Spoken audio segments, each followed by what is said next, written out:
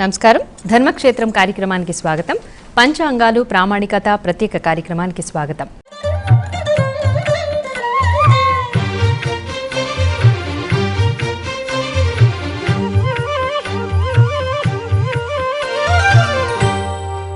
పంచాంగం మన భారతీయ మేధస్సుకు చిహ్నం. ఖగోళ శాస్త్రం, గణిత శాస్త్రాల ఆధారంగా జ్యోతిషాన్ని చెప్పి ప్రపంచం నివ్వెరపోయేలా చేశారు మన పూర్వీకులు.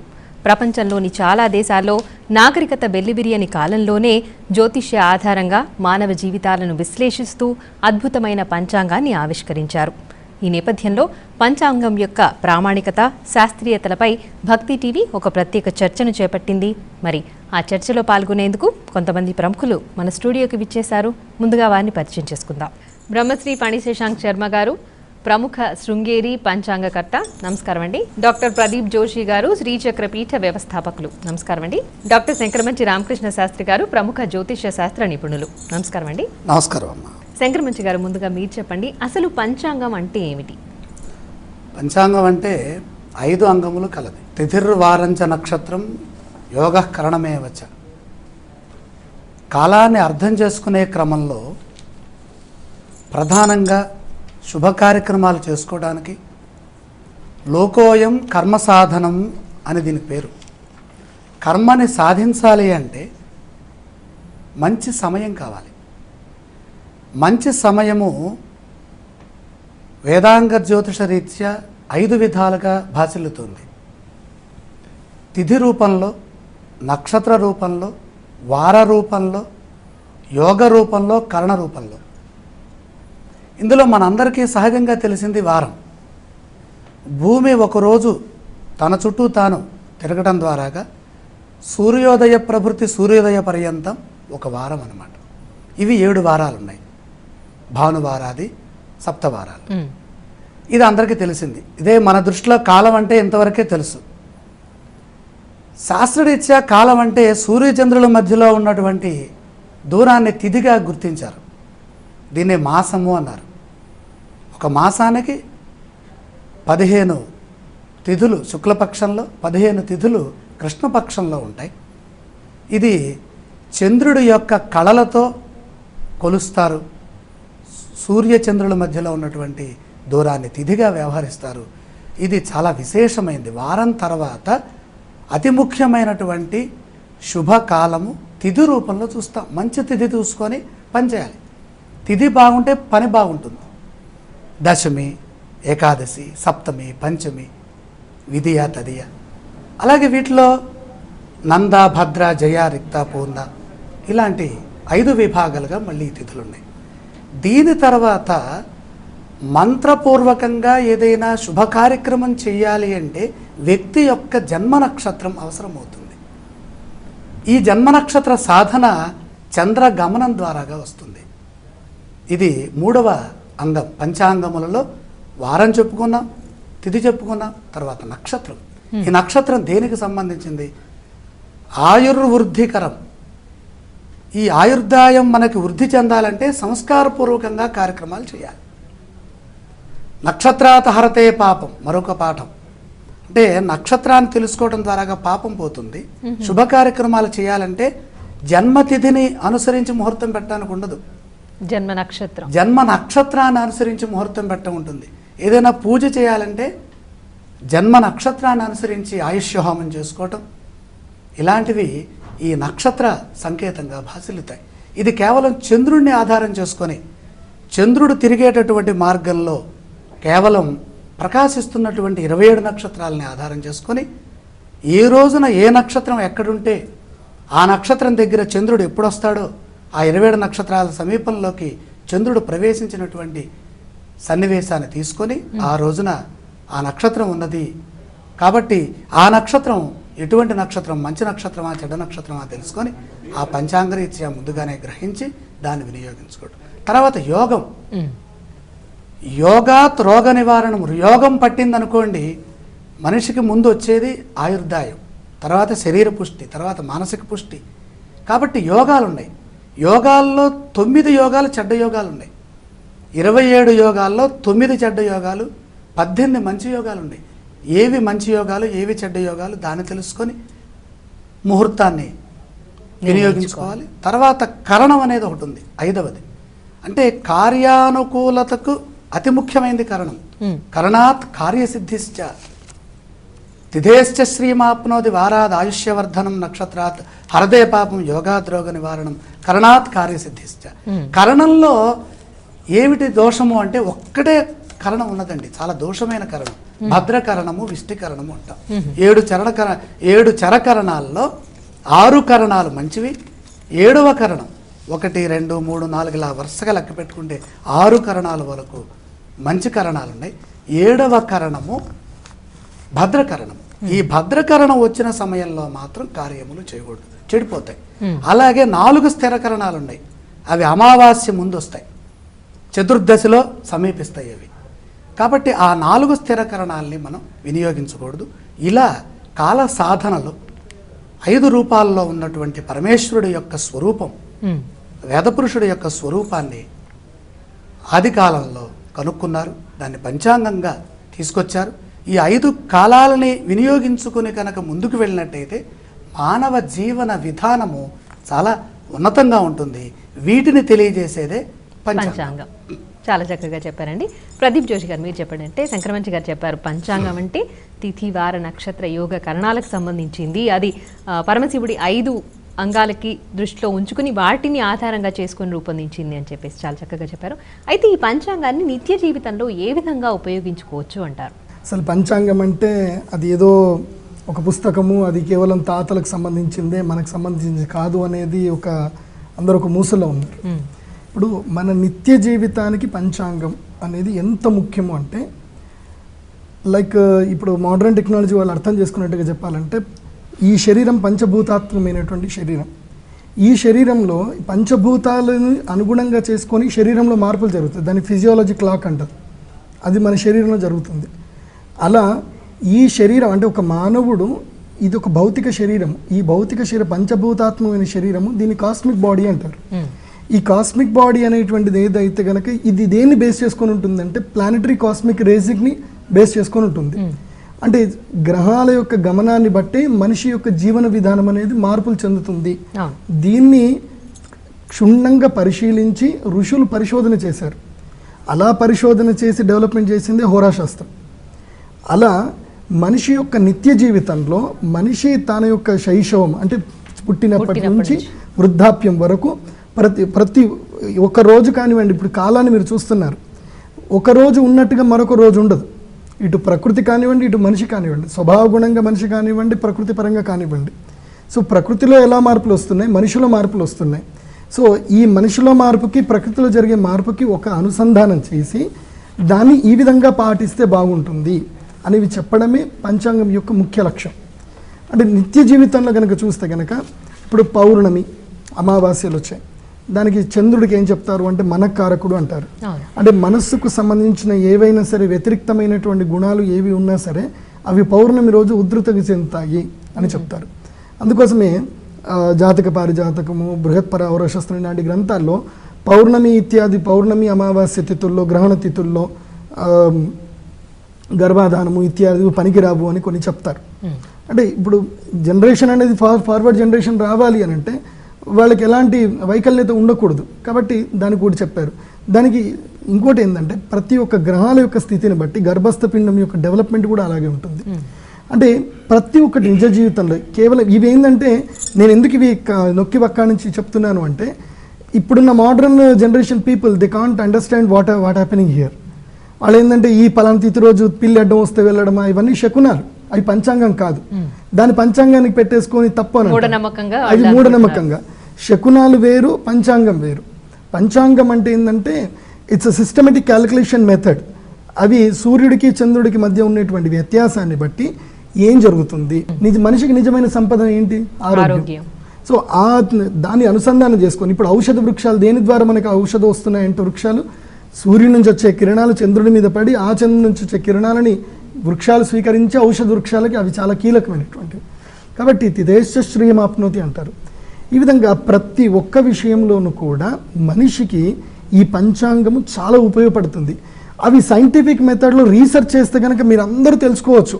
కాకపోతే అది పద్ధతి ప్రకారం కనుక వెళితే కనుక తప్పకుండా మంచి సాధన. ఇది ఈ ఒక్కరోజు పలానా శంకర్ మంచి గారు నేను వీరు చెప్పింది కాదు, ఇది ఋషులు చెప్పిన సనాతన సాంప్రదాయం. ఇది ఇవాళ భారతదేశంలో పాటించడానికి ఏదో మోమాట పడుతున్నారో లేకపోతే బతికిస్తున్నారో, కానీ విదేశాల్లో మాత్రం తప్పకుండా పాటిస్తున్నారు.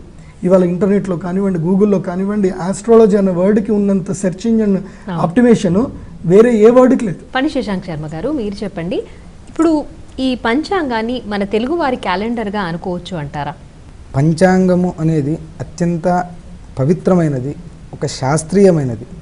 అంటే మన పూర్వీకులైనటువంటి మహర్షులు అత్యంత వైజ్ఞానికంగా సూర్యుడు, భూమి, చంద్రుని యొక్క స్థితిగతులను అనుసరించి చేసినటువంటి గణితాలతో తయారు చేసినటువంటి ఒక ధార్మిక ప్రక్రియ, దీన్ని పంచాంగం అంటారు. కానీ క్యాలెండర్లో వచ్చేది ఏముంటుంది, ఈరోజు ఈ వారం ఈ డేట్, అంటే దీని నుంచి తేదీ, అంతకంటే దాని గురించి ఇంకొకటి మనకు తెలియదు. దాంట్లో ఈరోజు 31వ తారీఖు ఏంటి అంటే దీని గురించి, ఈ 31వ తారీఖు ఈరోజు ఉంది, గురువారం 31వ తారీఖు, ఈరోజు ఏ గ్రహస్థితి ఎక్కడుంది, ఏ విధంగా ఉంది, సూర్యుడి నుంచి వచ్చేటువంటి ఆ కిరణాలు భూమి మీద, చంద్రుని మీద ఏ విధంగా ప్రసరింపబడతాయి, దాని నుంచి మంచి జరుగుతుందా, చెడు జరుగుతుందా, ఇది ఏది కూడా మనకు క్యాలెండర్లో తెలియదు. మనకు దాని గురించి స్పష్టమైనటువంటి అవగాహన రావాలి అంటే అది కేవలం పంచాంగం వలన మాత్రమే సాధ్యమవుతుంది. ఇప్పుడు ఉదాహరణకు ఒక వారం 7 వారాలు ఉన్నాయి అంటే వారము అనేది భూమి తన చుట్టూ తాను తిరుగుతూ సూర్యుని చుట్టూ 1 డిగ్రీ అంత తిరుగుతుంది, దానికి వారము అనుకుని పేరు. ఆ సూర్యునికి మన శాస్త్రంలో ఏం చెప్తారంటే సప్తాశ్వ రథమారూఢం అనుకోని, అంటే 7 రథాలున్నటువంటి 7 అశ్వాలున్నటువంటి ఒక రథం మీద సూర్యుడు వస్తూ ఉన్నాడు అనుకోని, ఆ 7 అశ్వాలే మనకు ఒక్కొక్క వారానికి ప్రతిరూపంగా ఉన్నాయి. ఇప్పుడు వైజ్ఞానికులు కూడా ఏమని చెప్తారు అంటే సూర్యుడి నుంచి వచ్చేటువంటి రశ్ముల్లో 7 రంగులు ఉన్నాయి అనుకోని, దాంట్లో వైట్, ఎల్లో, బ్లాక్, బ్లూ, ఈ విధంగా 7 వర్ణాలు ఉన్నాయి అనుకోని, ఆ 7 వర్ణాలు మనకు జ్యోతిష్ శాస్త్రంలో సూర్యునికి రెడ్ చెప్పారు. ఆ వర్ణం అక్కడ సూర్యుని నుంచి వచ్చేటువంటి కిరణాల్లో రెడ్ ఉంది, వైట్ చెప్పారు. ఆ వైట్ అనేది చంద్రుని వర్ణంగా మనం అభివర్ణిస్తాం. అదేవిధంగా కుజునికి, బుధునికి ఎల్లో చెప్తూ ఉంటాం, లేదంటే బ్లూ చెప్తాం, అంటే శనికి. ఈ వర్ణాలన్నింటినీ కూడా దీని గురించి తెలుసుకొని నిక్కచ్చిగా చెప్పేటువంటిది మన పంచాంగం మాత్రమే. ఈ క్యాలెండర్ అనేది ఏమంటే మనకు మన దేశం సంస్కృతి కాదు, అది విదేశాల నుంచి బ్రిటిష్ వాళ్ళు మన దేశంలో పరిపాలన చేసే సమయంలో మన మీద బలవంతంగా రుద్దినటువంటి ఒక సంస్కృతి. ఎందుకంటే ఆ క్యాలెండర్ అనేది కేవలం క్రిస్టియన్ సంప్రదాయంలో వచ్చేటువంటి ఒక వ్యవస్థ. మన పంచాంగంలో ఏమైపోతుందంటే ఈరోజు తిథి అంటే ఈ తిథిని, లేదంటే ఈ వారాన్ని, ఈ నక్షత్రాన్ని, దీన్ని బేసిక్ చేసుకొని మనం చూస్తే, వేదశాలల్లో మనం టెలిస్కోప్ ద్వారా చూస్తుంటే ఆ సూర్యుని యొక్క, చంద్రుని యొక్క, భూమి యొక్క గ్రహణం, ఇది సంచారం అనేది మనకు తెలుస్తూ వస్తుంది. మన హిందువులకేమంటే ఇప్పుడు ఒక మంచి సరి అయినటువంటి ఒక జ్యోతిష పండితుని కూర్చోబెట్టి ఒక 50 సంవత్సరాల తర్వాత ఏ రోజు ఏ పండుగలు వస్తాయి, ఏ రోజు ఏ తిథి వస్తుంది, ఏ రోజు గ్రహస్థితులు ఉంటాయి, గ్రహణం ఎప్పుడు వస్తుంది అంటే ప్రతి ఒక్క విచారాన్ని నిక్కచ్చిగా ఒక రూమ్లో కూర్చోబెట్టి అతనికి ఏం లేకుండా పేపర్ పెన్ ఇస్తే కూడా చేసి చూపించగలుగుతారు. అంటే ఒక విషయం అండి, ఇప్పుడు క్యాలెండర్ అనేది కూడా పంచాంగాన్ని ఆధారం చేసుకుని రూపొందించిందేనా? కాదమ్మా, కాదంటే దాని దృష్టిలో పెట్టుకుని ఈ వారం ఎలా వస్తుంది అన్న విషయం పంచాంగం ఆధారం చేసుకోవట్లేదంటారా? వాళ్ళు అంటే ఇప్పుడు వాళ్ళకేమంటే 360 రోజులు, ఈరోజు బుధవారం, గురువారం, శుక్రవారం, శనివారం, మళ్ళీ 1, 2, 3, 4. అసలు దానికి దీనికి రెండింటినీ తెలుగు వాళ్ళ క్యాలెండర్ అనే దానికి మాత్రం ససేమిరా. ఖగోళ శాస్త్రానికి పంచాంగానికి ఉన్న అనుబంధం ఎలాంటిది అంటారు? అసలు ఖగోళాన్ని చూపించేదే పంచాంగం. అంటే ఈ రోజున ఇందాక గురువు గారు చెప్పినట్టుగా చిత్తా నక్షత్రం దగ్గరికి చంద్రుడు వస్తే అది ఆ పూర్ణిమ నాడు ఏర్పడితే అది చైత్రమాసం అనుకున్నాం కదా, అది ఆకాశంలో ప్రత్యక్షంగా దర్శించవచ్చమ్మా. ముఖ్యంగా చిత్తా నక్షత్రం దగ్గరికి ఎప్పుడైతే చంద్రుడు వస్తాడో ఆ రోజున చిత్తా నక్షత్రం ఉంటుంది ఆకాశంలో. ఆకాశంలో ఉన్నటువంటి స్థితిని పంచాంగంలో ముందుగానే గణిత రూపంలోకి తీసుకొచ్చి తెలియజేస్తారు. అంటే ప్రత్యక్ష నిదర్శనం, ప్రత్యక్ష ప్రమాణం. ఎట్లాగా చంద్రార్కౌ తత్ర సాక్షిణవు. మీకు అనేక శాస్త్రాలలో చెప్పినటువంటి అంశం ఏంటంటే కేవలం ఈ పంచాంగం మాత్రమే ప్రత్యక్షంగా దర్శించడానికి అవకాశం ఉన్నటువంటి శాస్త్రం. న్యాయశాస్త్రం ఉంది, దాన్ని దర్శించలేము. అలాగే ఇంకొక మంత్రశాస్త్రం ఉన్నది, దాన్ని ప్రత్యక్షంగా చూపించండి అంటే సాధ్యం కాదు. మరి ఏది సాధ్యమవుతుంది? ఇవాళ చిత్తా నక్షత్రం ఉన్నదయ్యా, ఈ చిత్తా నక్షత్రం దగ్గర చంద్రుడు ఉంటాడు, చంద్రుడు చిత్తా నక్షత్రం దగ్గర ఉన్న రోజుని చిత్తా నక్షత్రం అని పంచాంగంలో రాస్తామంటే ఆకాశంలో చూస్తే అదే రోజునాడు చిత్తా నక్షత్రం ఉన్న దగ్గర చంద్రుడు కనపడతాడు. తత్ దృక్తుల్యతాం గ్రహాః అంటే ఈ గ్రహములు చూడటానికి అనుకూలంగా ఉన్నటువంటి సన్నివేశాన్ని మహర్షులు ముందుగానే గమనించి దీన్ని రాయటం ద్వారాగా ఈ శాస్త్రానికి జ్యోతిషాం అయనం చక్షుః, అయ్యా ఇది దర్శించడానికి వీలైనటువంటి శాస్త్రం అయ్యా. పరమాత్మకి, వేదపురుషుడికి, ఆ కాలపురుషుడికి ఈ జ్యోతిషము నేత్రస్థానీయమైనది. ఏది దర్శించడానికి అనుకూలమో, ఏది ప్రత్యక్షమో, ప్రత్యక్ష నిదర్శనమో అది జ్యోతిషం. అంటే ఇప్పుడు ఇక్కడ ఉన్నటువంటి పంచాంగాన్ని కనుక మనం తీసుకుంటే సప్రమాణమైన శాస్త్రీయమైనటువంటి పంచాంగ సిద్ధాంత గణితాన్ని కనుక మనం చూస్తే భక్తి టీవీ వారి పంచాంగం అలాంటిదే. ప్రత్యక్ష ప్రమాణానికి తూకం వేస్తే నిలబడుతుంది. నాసా వారు ఏ రోజున ఏ సమయంలో పూర్ణిమ ఘడియలు ఉన్నాయని చెప్తారో అదిగో ఆ సమయాన్ని భారతీయ సిద్ధాంత గణిత రీత్యా పండితులు రాసినటువంటి సిద్ధాంతాన్ని ప్రకటించినటువంటి ఏకైక పంచాంగం మన భక్తివారి పంచాంగం. దాంట్లో చూడొచ్చు, ఇక సందేహమేం లేదు. ఎప్పుడు వస్తుంది, ఏ పండుగ వస్తుంది, ఎప్పుడు ఏ ముహూర్తం ఉంది, వీటన్నిటికీ కూడా నిర్మలమైనటువంటి గ్రహస్ఫుటముతో కూడిన ఆకాశం అవసరం. సూర్యచంద్రుల మధ్యలో ఉన్న దూరం ఎంత, గ్రహణాలు ఎప్పుడు వస్తున్నాయి, మూఢాలు ఎప్పుడు వస్తున్నాయి, కర్తరలు ఎప్పుడు వస్తున్నాయి, శూన్యమాసాలు ఎప్పుడు వస్తున్నాయి, ఏ రోజుల్లో ఏం చేయకూడదు, ఏ పండగ ఎప్పుడు చేయాలి, దీనంతా కూడా మహర్షులు వేదపూర్వకంగా ఇదిగో వారు వచ్చారే భారతీ తీర్థ స్వామి వారి తరపున ఆస్థాన పండితులుగా, అదిగో ఆ పీఠంలో అనాదిగా వేల లక్షల సంవత్సరాలండి ఉన్నటువంటి ఆ సాంప్రదాయాన్ని నేర్పిస్తూ అది ఎలా పరిరక్షించాలి, ఎలా పండితుల్ని తయారు చేయాలి, ఎలా ప్రపంచానికి ఉపయోగపడే విధంగా చెప్పాలి అనే దాంట్లో చూస్తే ఇప్పటికీ 198,58,85,117 సంవత్సరాలు సౌరాబ్దములు గతించిన ఈ గత సౌరాబ్దా ఇన్ని సంవత్సరాలు ఇంతకాలం అయిందయ్యా.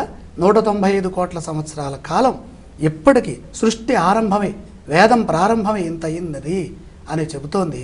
అలాంటి ధర్మాన్ని మనం గుర్తుపెట్టుకోవాలంటే ఈ కాల సాధన చూపించేటటువంటి ఈ పంచాంగాన్ని వినియోగించడం ద్వారానే సాధ్యమవుతుంది. ప్రదీప్ జోషి గారు మీరు చెప్పండి, అంటే ఇప్పుడు కాలక్రమంలో పంచాంగంలో చాలా మార్పులు వస్తున్నాయి, అంటే ఎటువంటి మార్పులు చోటు చేసుకుంటున్నాయి అంటారు? ఇవి మనం వాటిని ఎలా అర్థం చేసుకోవచ్చు అంటారు ఈ మార్పుల్ని? వాస్తవంగా పంచాంగంలో మార్పులు అయితే ఉండవండి.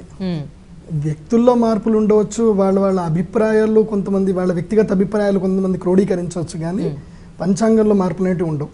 ఎందుకోసం అంటే పంచాంగం ఇట్స్ ఎ సిస్టమేటిక్ మెథడ్. అది ఇప్పుడు నాట్ ఓన్లీ ఒక ప్రమాణాన్ని పట్టుకొని చేసేది ఆధారంగా కాబట్టి ఇప్పుడు ఒక్కటి కాదండి, ఋషులు ఏదైతే తయారు చేశారో ఋషులు చేసిన దాంట్లో చేంజెస్ అనేటివి లేవు ఇప్పటి వరకు. ఇప్పుడు మోడర్న్ సైన్స్ ప్రకారం ఏవైనా ఇన్వెంట్ చేస్తే కనుక దాంట్లో రాను మోడిఫికేషన్స్ అనేటివి ఉంటాయి, కానీ ఋషులు తయారు చేసిన దాంట్లో ఎక్కడ మోడిఫికేషన్స్ అయితే లేవు.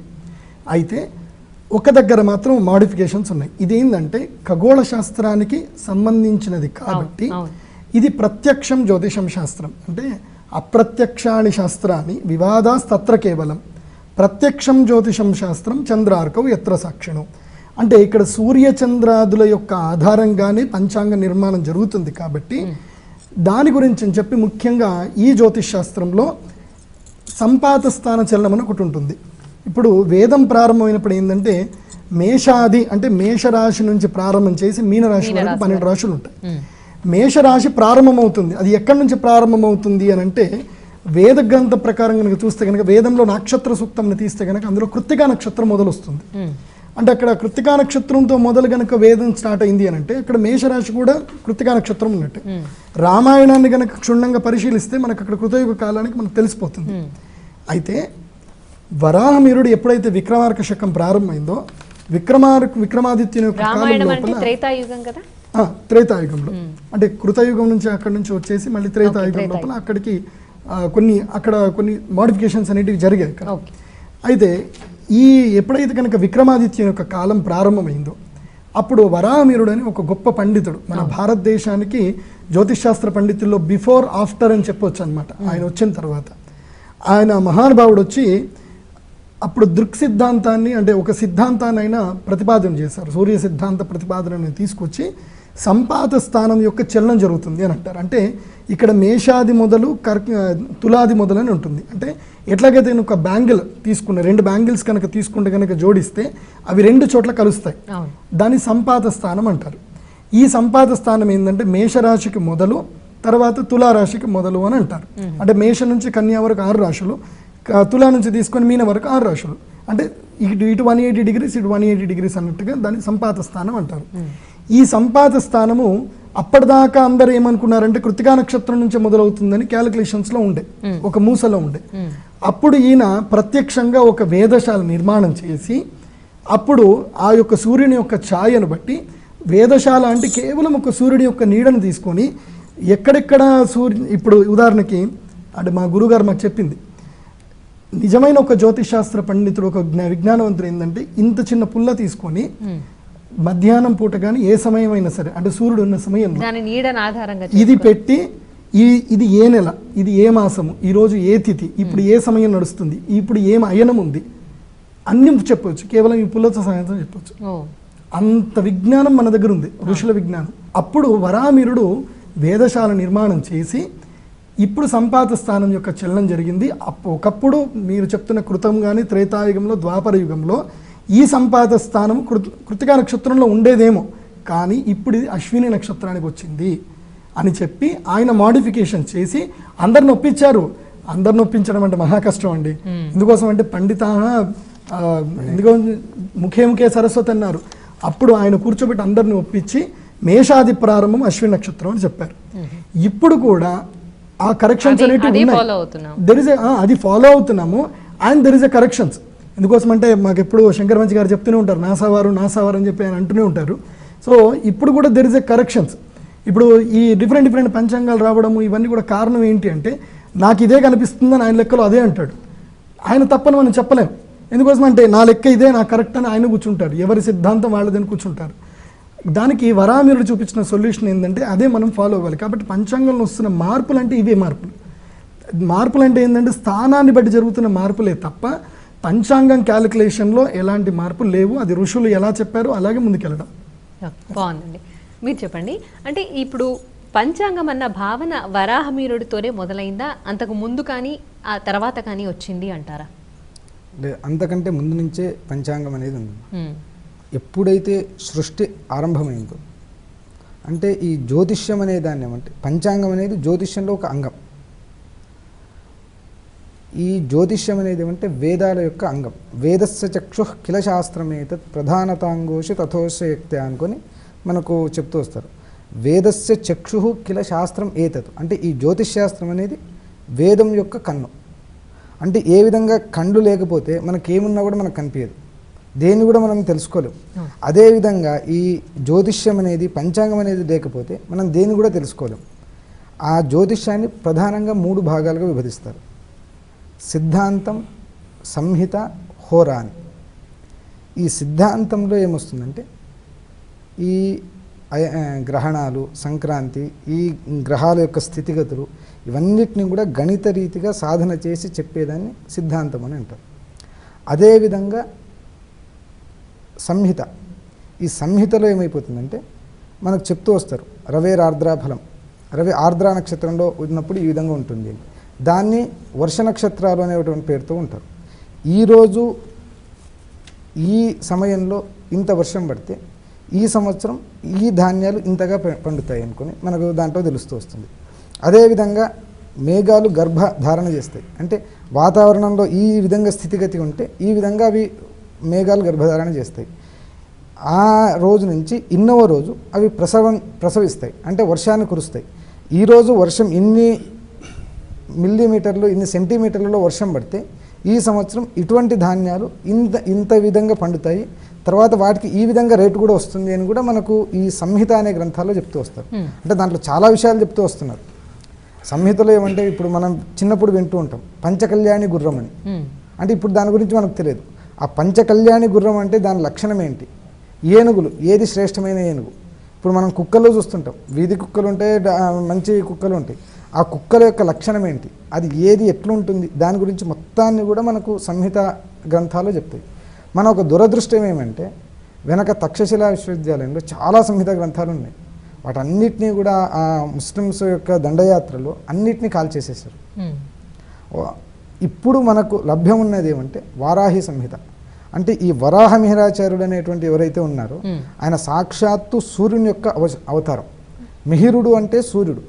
ఆ సూర్యుని యొక్క శరీరంలో నుంచి ఒక పురుషుడు భూమి మీదకి వచ్చి అతను మొత్తాన్ని కూడా జ్యోతిష్ శాస్త్రాన్ని ప్రక్షాళన చేసి మీరు ఈ విధంగా తప్పు చేస్తున్నారు, ఇది ఇట్లా కాదు అనుకొని మనకు చెప్తూ వచ్చినాడు. కాకపోతే ఏమంటే ఆయన అట్లా చెప్తూ వచ్చినాడు అంటే ఆయన అక్కడ ఒక విషయం చెప్తారు, ఒక వజ్రయోగం అనేటువంటి ఒక యోగాన్ని చెప్తాడు. సూర్యుడి నుంచి 4వ ఇంట్లో బుధుడు కానీ శుక్రుడు కానీ ఉంటే వజ్రయోగము అనుకొని చెప్తూ వస్తారు. తర్వాత ఆయన్ని లాస్ట్లో చెప్తూ వస్తారు, పూర్వశాస్త్రానుసారేణ మయా వజ్రాదయ కృతా చతుర్థ భవనే సూర్యాజ్ఞసితో భవతః కథం. అంటే సూర్యుడి నుంచి 4వ ఇంట్లో బుధుడు శుక్రుడు ఉండడం సాధ్యం లేదు. ఎందుకంటే సూర్యుడి నుంచి 90 డిగ్రీల అంతరంలోనే బుధ శుక్రులు ఉండాలి. మళ్ళీ ఇప్పుడు 4వ రాశి అంటే 120 డిగ్రీలకు పోతుంది. ఏ విధంగా అంటే వెనకటి వాళ్ళు చెప్పినారు. అంటే వెనకటి వాళ్ళు చెప్పినారు అంటే వెనక కూడా పంచాంగం ఉంది అనేది మనకు సిద్ధమవుతూ వస్తుంది. ఆ విధంగా ఎప్పుడైతే సృష్టి ప్రారంభమైందో అంటే భగవంతుడు సృష్టి ప్రారంభించే ముందు వీళ్ళకి ఏ వ్యవస్థలు కావాలి. ఇప్పుడు మనం ఒక ఇంట్లో మనం గృహప్రవేశం అవుతున్నామంటే ఆ ఇంటికి మనం ఏ వ్యవస్థలు కావాలో అన్నీ మనం సమకూర్చుకొనే మనం దాంట్లో పోతాం. అదేవిధంగా భగవంతుడు సృష్టిని ప్రారంభించే సమయంలో ఈ మనుషులకు ఏదేది కావాలి దానికి సంబంధించిన మొత్తం వ్యవస్థను ఆయన రూపొందించి తర్వాత ఒక మాట చెప్తాడు, నదేవా దండమాదాయ రక్షంతి పశుపాలవతు ఎంహి రక్షితుమిచ్చంతి బుద్ధ్యా సంయోజయంతితం. అంటే దేవుడు ఎప్పుడు కూడా పశువుల కాపరిలాగా వెనక నిలబడి మనల్ని కాపాడుతున్నాడు. మనకు ఒక జ్ఞానాన్ని అని బుద్ధిని అనేదాన్ని ఇస్తాడు. ఆ బుద్ధి ప్రకారం మనం ప్రతి ఒక్కదాన్ని విమర్శన చేసుకుంటూ పోతూ రావాలి. ఇప్పుడు ఏమైపోయిందంటే ఆ పంచాంగం అనేది మనకు అనవసరమైన విషయము. అది పూర్వకాలంలో ఎవరో చెప్పినారు, తాతల కాలం నాటిది, ఇప్పుడు దేనికి అనుకొని అడుగుతారు.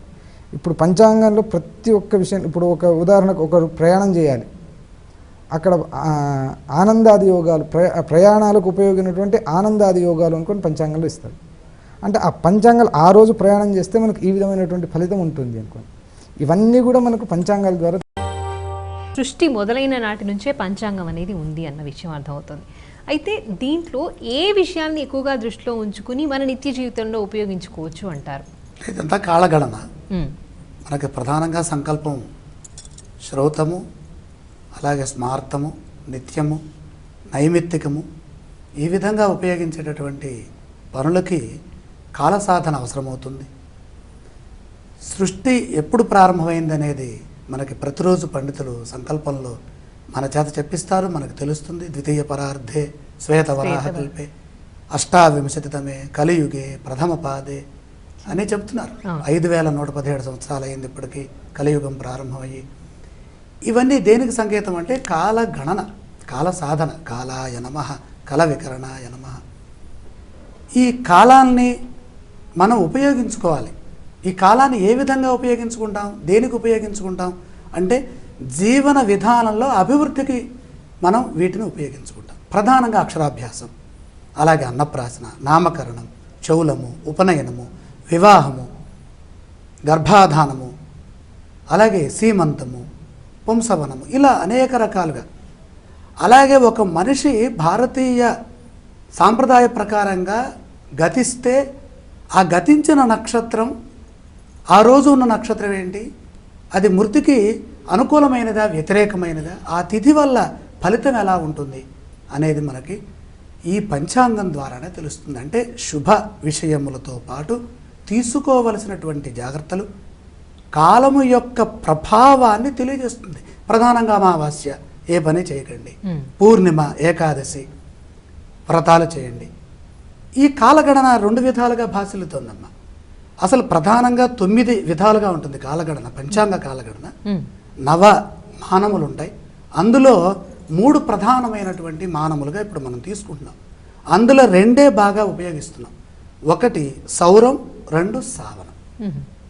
ఈ సావన మానాలనే ప్రకృతి చక్రంగా చూస్తాం. ఎప్పుడు ఈక్వినాక్స్ డేస్ వస్తున్నాయి, ఎప్పుడు వసంత విషువత్తులు, శరత్ విషువత్తులు ఏర్పడుతున్నాయి, అలాగే సొలిస్టిస్ డేస్ ఎప్పుడు అయనాంత కాలాలు ఎప్పుడు ఏర్పడుతున్నాయి. దాని ద్వారాగా వసంత విషువత్తు ప్రభృతి మళ్ళీ వసంత విషువత్ పర్యంతం ఒక సావన సంవత్సరంగా చెప్తుంది. సావన దినాలు ఇప్పుడు మనం అడిగేది. మీరు మొదట్లో ఒక ప్రశ్నించారు చూడండి, ఈ క్యాలెండర్ ఏంటని. ఈ గ్రిగరీ క్యాలెండర్ దాని మీద బేస్ అయి వచ్చింది. ఈ రోజున ఈ డేట్ ఉంటుంది, అది దేని బేస్ అయి ఉంటుంది? మార్చి 21 వస్తే, జనవరి 14 వస్తే, జూన్ 21 వస్తే, డిసెంబర్ 21 వస్తే ఆ డేట్స్ అక్కడికి వస్తాయి. ఆ ఈక్వినాక్స్ డేస్ని బేస్ చేసుకొని మనకి జూలియన్ క్యాలెండర్, గ్రిగరీ క్యాలెండర్ ఉంటుంది. మనమేమో అహర్గణనము అని పిలుస్తాము, ఈ ఆంగ్ల భాషలోనేమో జూలియన్ తేదీలని పిలుస్తారు. జూలియన్ క్యాలెండర్ మీదనే ఖగోళ గణితం అంతా కూడా ఆధారపడి ఉంటుంది. ప్రధానంగా సౌరమానము, చాంద్రమానము అని మళ్ళీ దీంట్లో 2 ఉన్నాయి. ఇందాక మనం సావనమానం చెప్పుకున్నాం. సావనమానం అంటే మనకేంటి? సావనం అంటే అర్థం ఏమిటి? ట్రాపికల్ ఇయర్ అన్నమాట. అంటే దీన్ని మనం సాయన సంవత్సరము అని కూడా పిలుస్తాం. అలాగే ఇక్కడ మనకి స్థిర రాశి చక్రంతో ఏర్పడ్డటువంటి మేషాదిగా అశ్విని ప్రథమ పాదం నుండి, అశ్విని నక్షత్రం 1వ పాదము నుండి మొదలవుతున్నటువంటి స్థిర సప్తవింశతి చక్రం ఒకటి ఉన్నది. దాన్ని ఆధారం చేసుకునే మనకి ఈ వ్రతాలు, పండగలు, ధర్మాలు ఇవన్నీ కూడా వస్తాయి. అంటే విషయాలన్నిటికీ మనం పంచాంగంలోని అంటే ఇక్కడ ప్రామాణికం తీసుకోవాలంటే, ప్రామాణికత అంటే తెలియదమ్మా, మనం చెప్పుకుంటున్నాం ప్రామాణికత. అదే చెప్తున్నాను. సూర్య భగవానుడు మేషరాశిలో ఉన్నప్పుడు చేయవలసినటువంటి ఆచార వ్యవహార ధర్మాలు, పండగలు ఏంటి? ప్రకృతి రీత్యా వసంత విషువత్తు నుండి ప్రారంభమైన తర్వాత ఎన్ని రోజులకి అయినాంతం వస్తుంది, ప్రకృతి చక్రరీత్యా ఋతువులు ఎప్పుడు మారతాయి అనేది ప్రజలకు సంబంధించినటువంటి పంచాంగం. దీన్ని సావన పంచాంగము అంటాం. సావన పంచాంగం అంటాం. ఈ సావన పంచాంగమే ప్రపంచానికి తెలుసు. దీన్ని ఎక్కువగా సైంటిస్టులు ఎక్కువగా ఉపయోగిస్తారు. ఖగోళ శాస్త్ర రీత్యా దీన్ని వాడతారు, ఇంకెక్కడా ఉపయోగించరు. సావన పంచాంగానికి, సాయన పంచాంగానికి ఇదే తేడా. అంటే ఇక్కడ సౌర పంచాంగం అని ఒకటి ఉంది. సౌర పంచాంగం అంటే అర్థం ఏంటి? సూర్యభుక్తిని ఆధారం చేసుకొని నడుస్తుంది. సూర్యభుక్తి ఎలా ఉంటుంది? ఒక రోజుకి 1 డిగ్రీ ఉండొచ్చు, ఒక రోజుకి డిగ్రీకి తక్కువ ఉండొచ్చు, ఒక్కొక్క సందర్భంలో వేసవి కాలంలో 1 డిగ్రీకి ఎక్కువ ఉండొచ్చు. 360 డిగ్రీ చక్రంతో ఉన్నటువంటి ఈ భచక్రం అంతా కూడా తిరిగితే ఒక సౌర పంచాంగం అవుతుంది. ఇప్పుడు మనది సౌర పంచాంగం, సావన పంచాంగం కాదు. సౌర పంచాంగం అంటే అర్థం ఏంటి? సూర్యుడు మకర రాశిలోకి ప్రవేశించడం ద్వారా సంక్రాంతి పండుగ వస్తుంది. డిసెంబర్ 21 నాడు సావన సంక్రాంతి వస్తుంది. అర్థమైందండి మీకు? కాబట్టి అదే ప్రకృతి రీత్యా చేసుకోవాలి.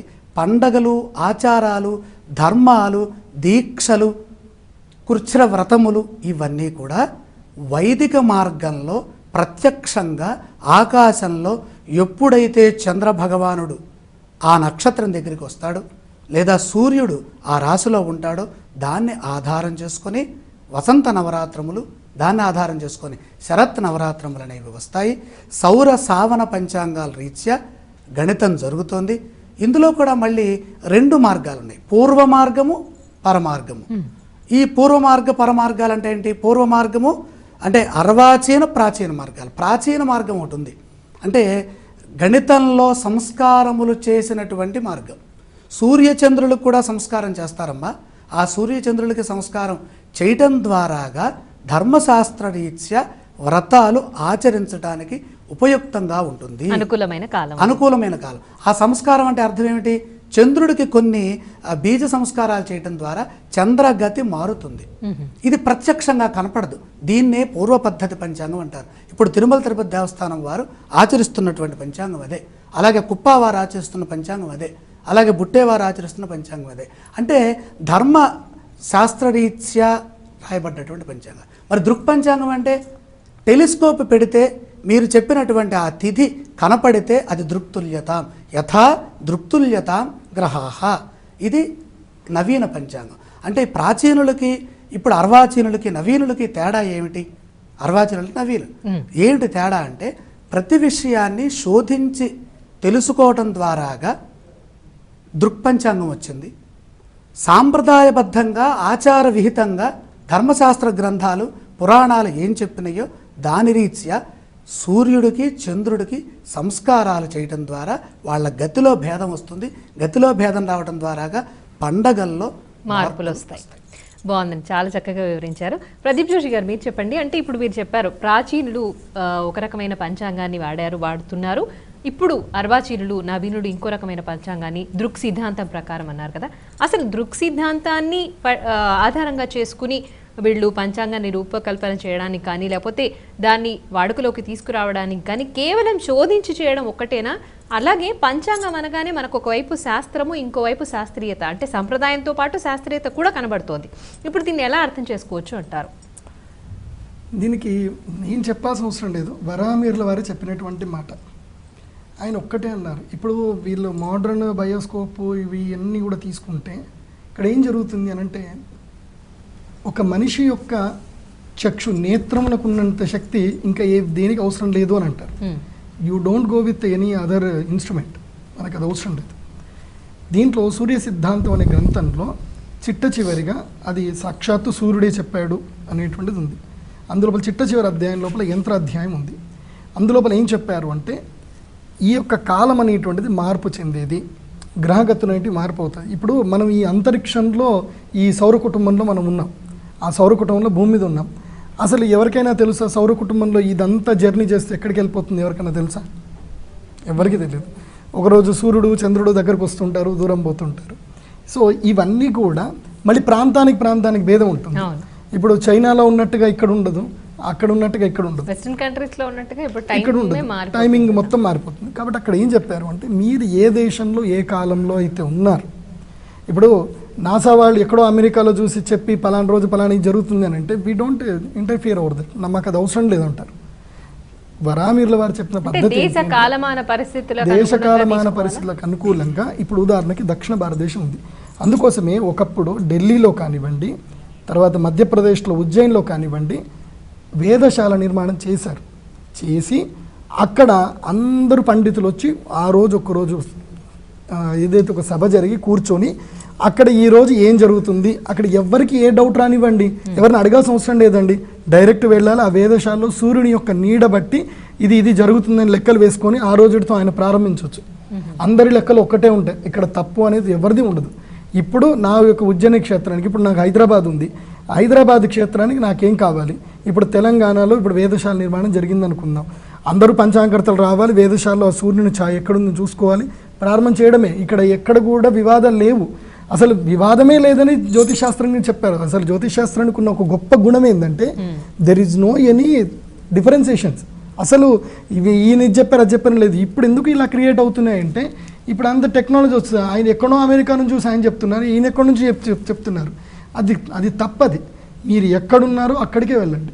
అందుకోసం మీ భూకేంద్ర సిద్ధాంతం ఎవరు ఉన్నా కూడా మీకు పాయింట్ అనేది సూర్యుడి గమనం అదొక్కటే ఇంపార్టెంట్. సూర్య గమనం తోటి నక్షత్రాలు చెప్పేయచ్చు, మొత్తం అన్ని చెప్పేయచ్చు. దానికి పర్ఫెక్ట్ గా యంత్రాలు అన్ని కూడా ఉన్నాయి, దాదాపు ఒక 100 యంత్రాలు ఉన్నాయి. పని శశాంక్ శర్మ గారు, ప్రతి ఇంట్లో పంచాంగం అనేది అవసరమని మీరందరూ చెప్తుంటే అర్థమవుతుంది.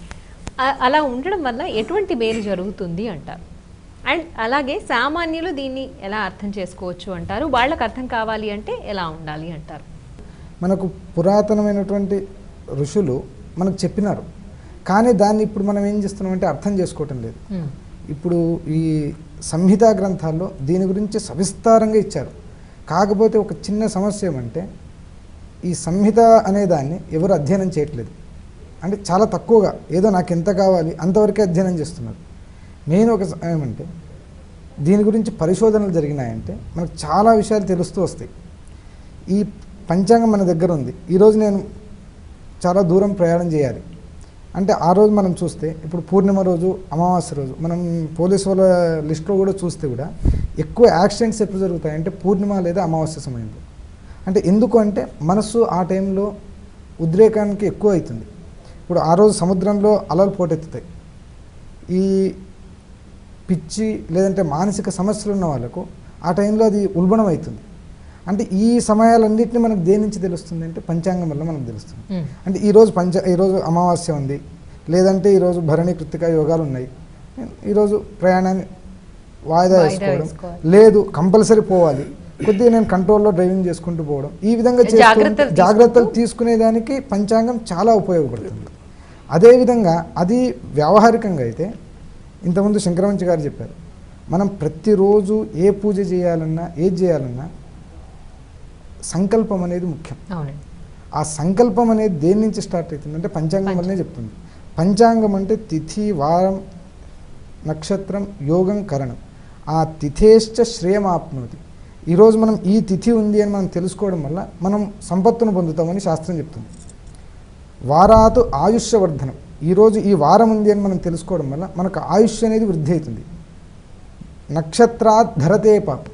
నక్షత్రాన్ని మనం తెలుసుకోవడం వల్ల మనం చేసుకున్నటువంటి పాపాలు తొలగిపోతాయి. యోగాతు రోగ నివారణ. యోగాన్ని మనం తెలుసుకోవడం వల్ల మనకున్నటువంటి జబ్బులు అనేది నివారణ అవుతూ వస్తాయి.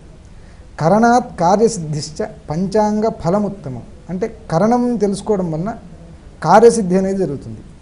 ఏతేషాం శ్రవణాన్నిత్యం గంగా స్నాన ఫలం లభేత్. అంటే ఈ 5 పంచాంగం ఉండేటువంటి వీటిని మనం తెలుసుకోవడం వల్ల మనకు గంగా స్నానం చేసినటువంటి పుణ్యం వస్తుందని ఆ ఋషులే చెప్పినారు. అంటే ఋషులు ఈ విధంగా క్యాలిక్యులేషన్ చేయండి అనేదాన్ని వాళ్ళు చెప్పినారు. అంటే అది సిద్ధాంత భాగానికి చెందింది. తర్వాత హోరా భాగంలో ఇది చేయడం వల్ల ఈ విధమైనటువంటి ఫలితం వస్తుంది అనేదాన్ని హోరా విభాగంలో మనకు చెప్పినారు. ప్రదీప్ జోషి గారు మీరు చెప్పండి, పంచాంగాల్లో రకరకాల పంచాంగాలు, రకరకాల క్యాలిక్యులేషన్స్ వస్తున్నాయి ఇందాక మీరు చెప్పినట్టుగా. అలా రాకుండా ఉండాలి అంటే ఎటువంటి చర్యలు తీసుకోవాల్సిన అవసరం ఉంది అంటారు? ముఖ్యంగా ఇలాంటివి రావద్దు అని అంటే ప్రభుత్వము ఇందులోపల చొరవ తీసుకోవాలి. ప్రభుత్వం అంటేనే ప్రజలు కదండి, కాబట్టి ప్రభుత్వం పాలకులు ముఖ్యంగా ఇందులో చొరవ తీసుకోవాలి. ఒకప్పుడు ఇలాంటివి వచ్చినప్పుడు జైసింగ్ మహారాజ్ అని చెప్పి ఆ మహారాజు ఉజ్జయిన్లో వేదశాల నిర్మాణం చేశారు. కానీ ఇప్పుడు దక్షిణ భారతదేశంలో ఎక్కడ కూడా వేదశాలలు లేవు.